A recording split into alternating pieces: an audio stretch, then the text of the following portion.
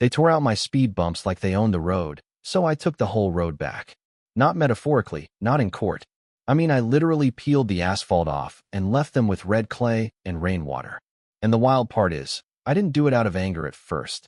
I did it because I was tired of being treated like I didn't exist on land my family bled for.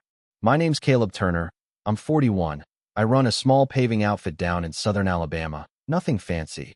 Just me, two crews, a couple aging trucks that smell like diesel and hot tar even when they're parked. Most days I'm fixing other people's mistakes, patching cracks, filling potholes, keeping roads alive long after folks stop caring how they got there. And for the longest time, I thought that was enough. Honest work, quiet life, keep your head down. Thing is, 15 years ago, I made a deal that changed everything. See, my granddad used to own about 50 acres out here, pecan trees, dirt paths, the kind of place where time just sits still. When he passed, the land came to me, but I couldn't keep all of it, taxes, bills, life catching up, so I sold most of it off to a developer. Nice guy at the time, real convincing, talked about bringing value to the area, building community, all that polished language. What I kept, though, was the road.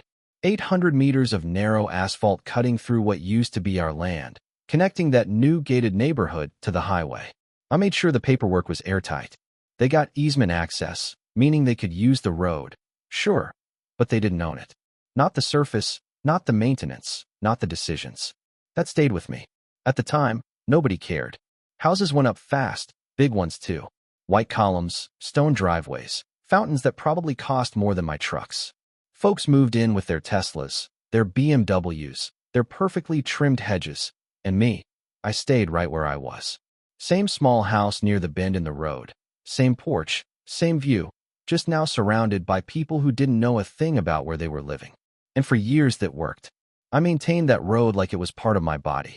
Filled every crack before it spread, sealed it every couple years, kept it smooth enough that nobody had to think about it. Never charged them a dime, not once.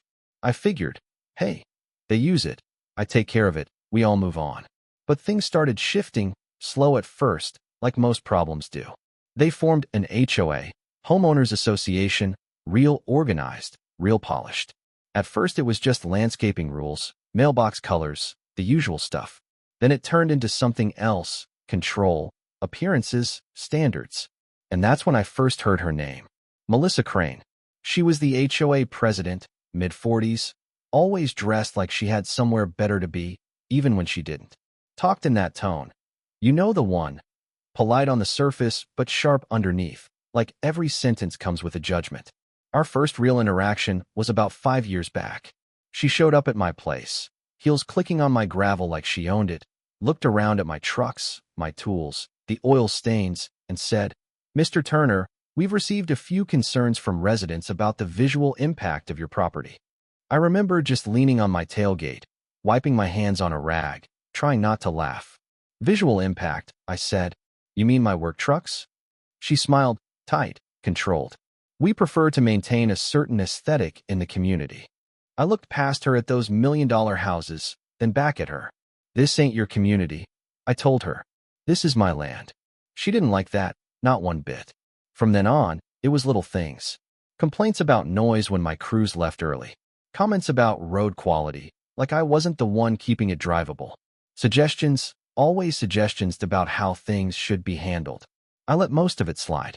Didn't see the point in fighting over words, but I noticed something. They were getting comfortable, too comfortable, like they started believing that because they lived there, they controlled everything around them. And then came the curve. Right near my house, the road bends hard, about 45 degrees, no streetlights, trees crowding the edge. Kids from the neighborhood cross there after school, cutting through to get to the bus stop. I've seen near misses, cars taking it too fast, tires screeching. One time a kid dropped his backpack and froze in the middle of the road, while some guy in a black SUV slammed his brakes. That stuck with me. So I did what I've done my whole life. I fixed the problem.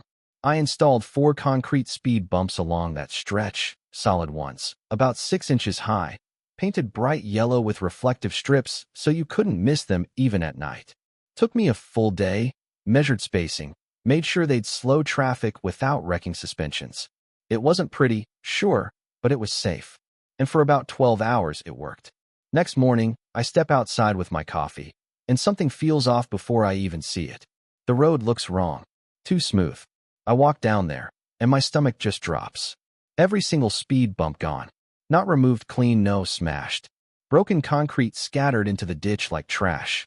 Yellow paint scraped up, reflective tape torn apart. Like somebody didn't just want them gone, they wanted to make a point. I stood there for a long minute, just staring at it, feeling that slow burn in my chest. Then I noticed the envelope. Taped to my mailbox, thick paper, cream-colored, the kind that costs more than it should. I pull it off, open it up, and there it is. Violation of HOA aesthetic standards. $900 removal fee. Signed, Melissa Crane. I actually laughed, not because it was funny, but because I couldn't believe the nerve. They tore out something I built on land I own, and then fined me for it. That's when I knew this wasn't about speed bumps. This was about control, and they were about to find out they didn't have it. I didn't storm over there, didn't bang on doors or start shouting. That's not really how I operate. When something doesn't sit right, I slow down. I look at it from every angle until the picture gets clear. And right then, standing there with broken concrete at my feet and that ridiculous letter in my hand, the picture got real clear, real fast. They thought I was just the help. Just the guy who kept the road smooth so their cars wouldn't rattle. Not the owner, not the one with the actual say. So I went inside, poured myself another cup of coffee, sat at the kitchen table, and pulled out the paperwork. Now, I keep things organized. Always have. Every deed, every contract, every amendment from when that land was sold, all in a folder my granddad used to keep his records in. Worn leather, smells like dust and old paper. I flipped through it slow, not because I didn't know what was in there, but because I wanted to feel it again, remind myself exactly where the lines were drawn. And there it was, plain as day. Right-of-way easement. Access only. No authority over modifications. No shared maintenance rights. No governing control. That road, every inch of it, was mine. Still, I didn't trust just my reading of it. So I called up my lawyer, Dean Harlow. Old friend, been handling my contracts for years. Guy's got a dry sense of humor, doesn't say much unless it matters. I explained the situation, read him the letter word for word. There was a pause on the line. Then I heard him chuckle. Caleb, he said, they fined you for altering your own property? Seems that way. Another pause. Then he goes, you're not just in the clear, you're untouchable here. They've got usage rights, that's it. They don't get to dictate a damn thing about that road. I leaned back in my chair, staring at the ceiling, feeling something settle in my chest. Not anger exactly, something quieter, heavier. Permission. Hypothetically, I said, if I decided to stop maintaining it. Dean didn't hesitate. That's your call. You've been doing it voluntarily. There's no clause forcing you to keep it paved, or even drivable, for that matter. That part hung in the air for a second. Not even drivable. I thanked him, hung up, and just sat there, listening to the clock tick on the wall. Outside, I could hear cars passing over that smooth stretch of asphalt, the same asphalt I'd spent years maintaining for people who didn't think twice about tearing out something meant to keep their own kids safe. That's when the idea came, not all at once, but piece by piece. If they wanted control, if they thought the road belonged to them, then maybe it was time they saw what it actually meant to rely on something they didn't own.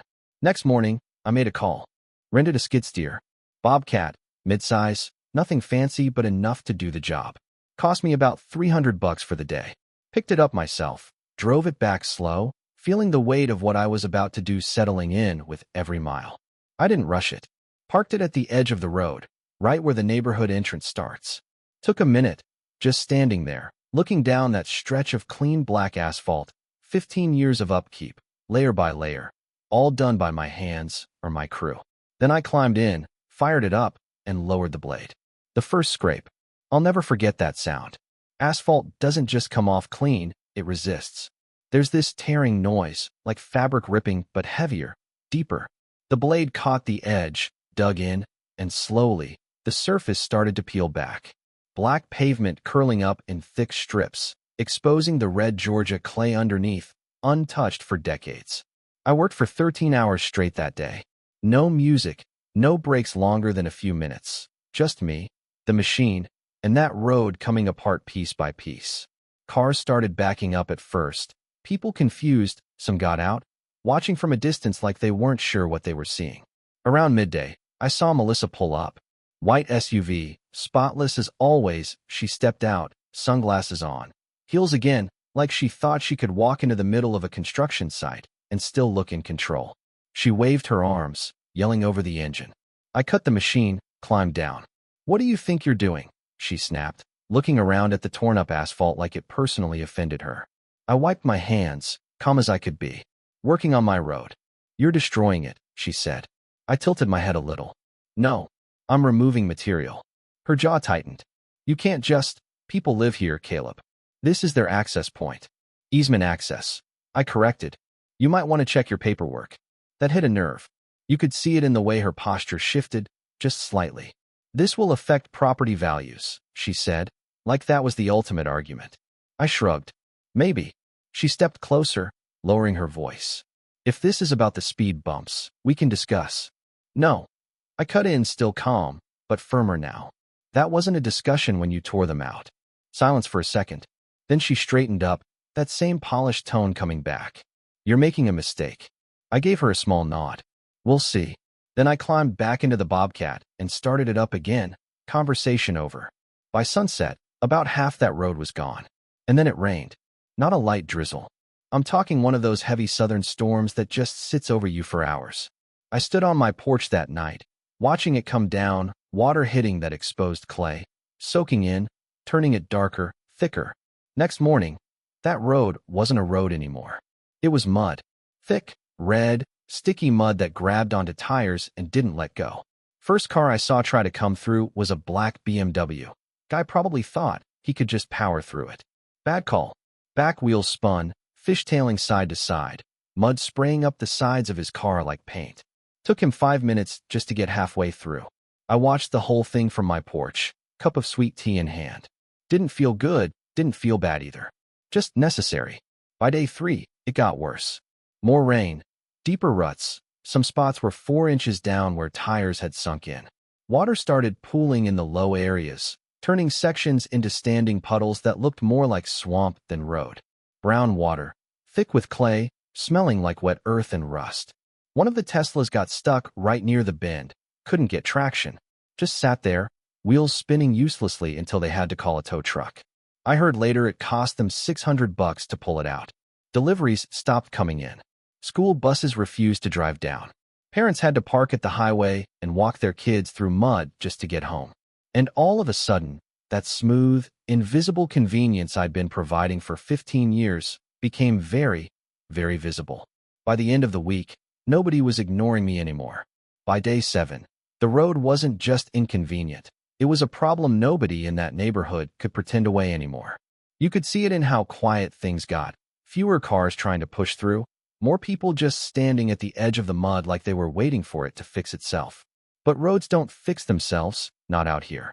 That morning, I was on my porch again, same chair, same view, coffee this time instead of tea, when I saw them coming. Melissa in front, 3 HOA board members behind her, all of them dressed like they were headed to a brunch they didn't want to miss, except now they had on these brand new boots, still stiff, barely broken in. They picked their way through the mud like it was something personal, something offensive. I didn't get up right away, just watched. She stopped a few feet from my porch, looked up at me, and for the first time since I'd met her, she didn't look completely in control. "Caleb," she said, trying to keep that steady tone. "This has gone far enough." I took a slow sip of coffee. "Has it?" "This is affecting everyone," she went on. "Children can't get to school, emergency vehicles." "They could," I said, setting the cup down, "if the road was maintained." She exhaled, sharp. "Then maintain it."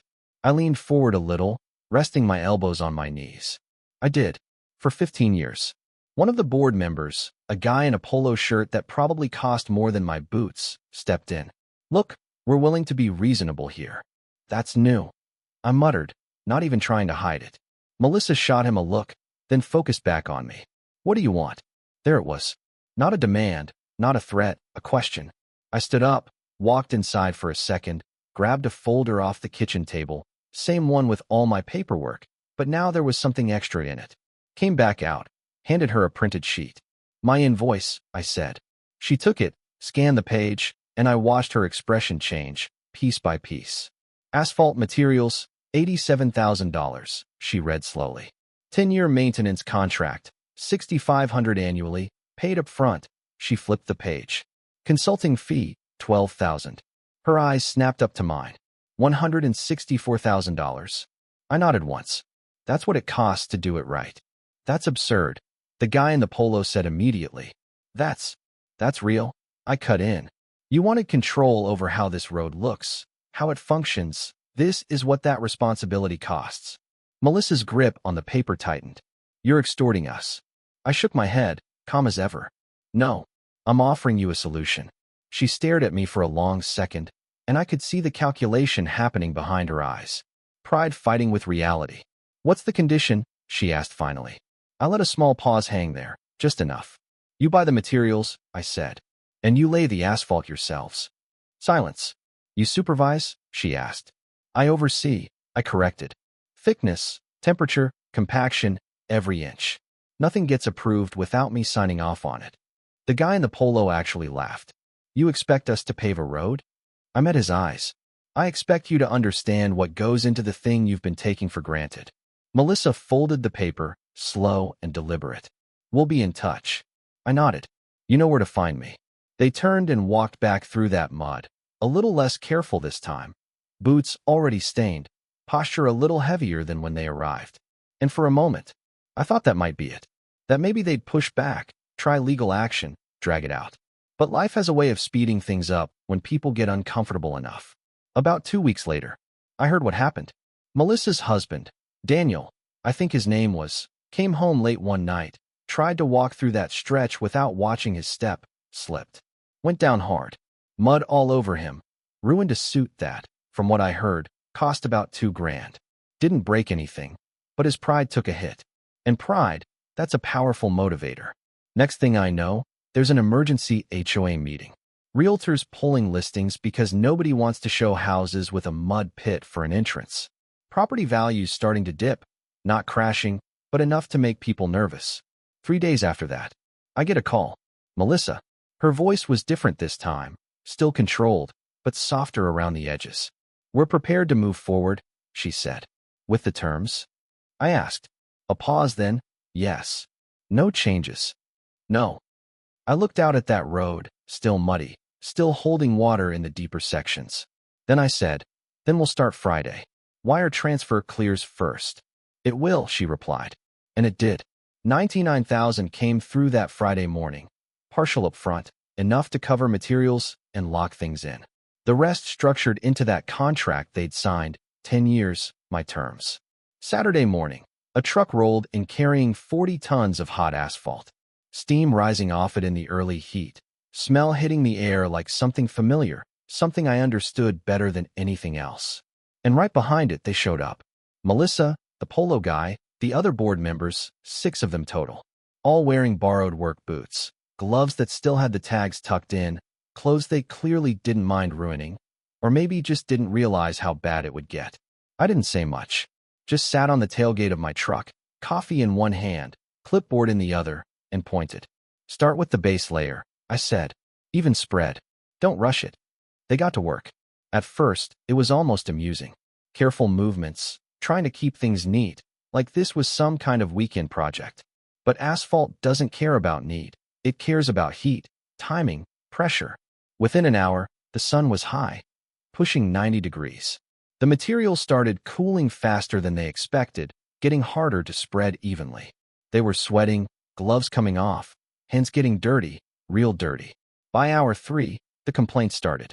This is harder than it looks. No kidding, I said, not looking up from my clipboard. Blisters showed up quick. Soft hands don't last long against tools they've never held before. I saw Melissa flex her fingers at one point, jaw tight, but she didn't stop. I'll give her that, she didn't quit. Every so often, I'd walk over, check a section, then shake my head. Too thin, I'd say. Pull it up, redo it. They'd look at me like I was joking. I wasn't. So they did it again. And again. 11 hours, that's how long it took. By the end, they were exhausted, clothes stained with black tar, faces red from heat and effort, movements slower, heavier. That polished look they all carried before gone, replaced with something more honest. When they finally finished, I walked the entire stretch, slow, deliberate. Checked edges, ran my boot over the surface, made sure the compaction held. Then I turned back to them. "Better," I said. No smiles, just quiet. I nodded once, then gestured toward the back of my truck. "Now we install the speed bumps." Melissa blinked. "The 4 from before." I shook my head. "6, I said, "and we're going a little higher this time." No one argued. They just got to work. 8 inches tall, solid, bright yellow, reflective strips catching the light just right. Impossible to ignore. Impossible to remove without a whole lot more effort than last time. When it was all done, I handed over the final paperwork. 10-year maintenance contract. My approval required for any changes, any modifications, any removals, all go through me. They signed it. No speeches, no more threats, just signatures on paper that locked everything in place. And just like that, the road was mine again. Funny thing is, I still maintain it the same way I always did. Fill cracks, seal it, keep it smooth, but now, every time someone drives over those speed bumps, they slow down. Not just because they have to, but because they remember. Or at least, I think they do. Sometimes I sit on that porch, watch those cars roll through, a little slower now, a little more careful, and I wonder if I went too far. Was it justice, or just pride dressed up like it? I don't know. What I do know is this: people will take and take until something pushes back. And when it does, they call it a problem. So let me ask you something. If you were in my shoes, would you have done the same thing? Or would you have let it go? Drop your thoughts in the comments. I'm real curious where folks land on this one.